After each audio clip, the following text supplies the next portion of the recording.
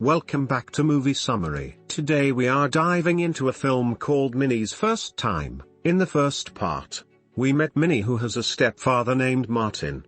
One day, she decides to join an escort service and they send her to a client. She realizes it's her stepdad. They make love and hide it from her mom.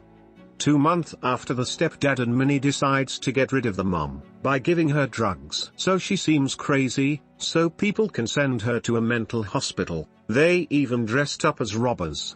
Later that night, they come back and they realize she is dead, and took many sleeping pills because she couldn't take all the craziness that was happening to her. Martin wants to call an ambulance, because actually she still have a pulse, but the daughter thinks they should help her finish herself. We are helping her last wish.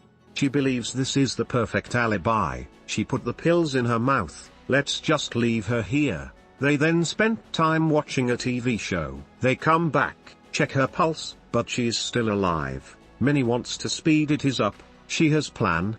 They put makeup on her and great dress. They put her in a car and let the carbon dioxide run. In the next scene, we see Minnie crying when the police found her mom. She is such a good actress. The detective then introduces himself. Martin goes over his story, saying after going to a movie they found her in the garage. The detective finds it weird. If she did it in the car, then what car you used to go to the movie? The detective asks if Martin found a suicide note. He says no. Martin seems uncomfortable. He is stressed, but Minnie says it will be fine and easy. Minnie says we did it. We are free. The next day, they are having a black party for what happened. The mom best friend and neighbor are attending. With the mom out of the way, Martin became target number 1 for the girls. The mom best friend already got into action to try to seduce him. After the funeral, Minnie and Martin went on a vacation where they could act like real couple. 2 weeks passed and the couple is happier than ever. One night, while in the jacuzzi of the hotel, they meet their neighbors. They start acting like daughter and dad, while Minnie realizes the wife of the neighbor works at the same escort service she does. They then leave. Minutes later, Martin is mad, because actually it was Minnie who told the neighbor where they were. Martin wants to leave. He thinks the neighbor knows what's going on between them. She calms him down. The next few days, Martin was acting like he was her father as the neighbors watch. Back home, things were getting repetitive. Then the detective shows up for questioning. He finds it weird that first she took sleeping pills, then the car.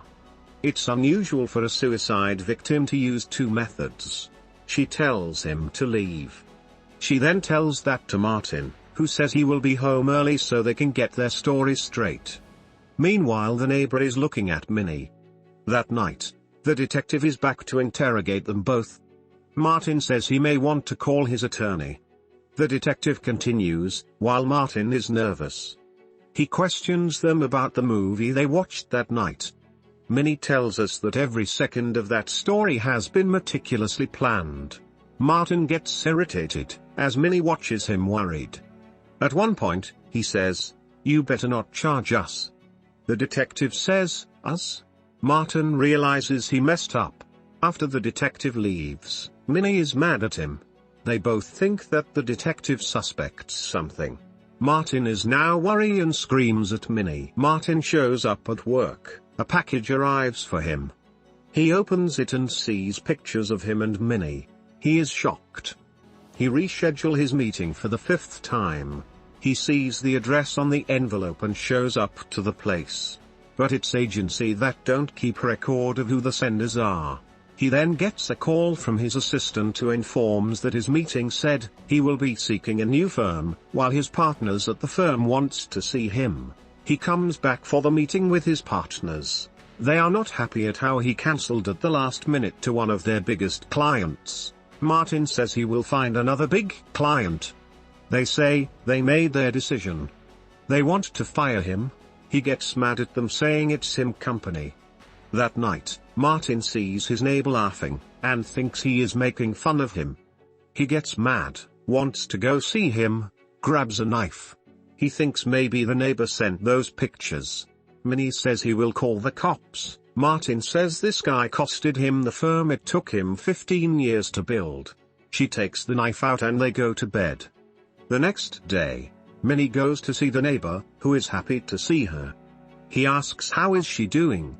He is a producer and she loves the show he produces. She wants to be a contestant. They then play piano, then golf. The next day, Minnie is called to the principal office, where the detective is waiting for her. She show her a tape from a week before her mother's incident.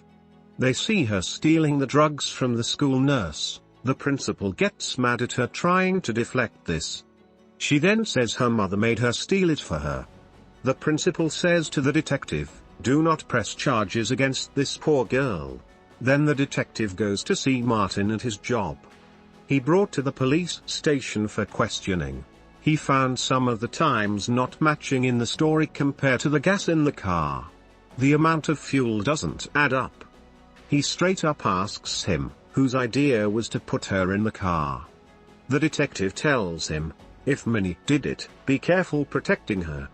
He says Martin is risking maximum years in prison. He then interrogates Minnie.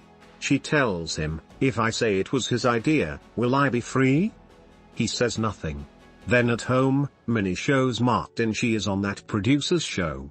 Martin calls Minnie a sick girl. He then sees another package with more pictures of them, with written, I'm just across you. Martin now thinks it's the neighbor. Minnie says she went to spend time with the neighbor one afternoon. Martin can't believe it and is furious at her. He takes his jacket off, time to go have a chat with the neighbor.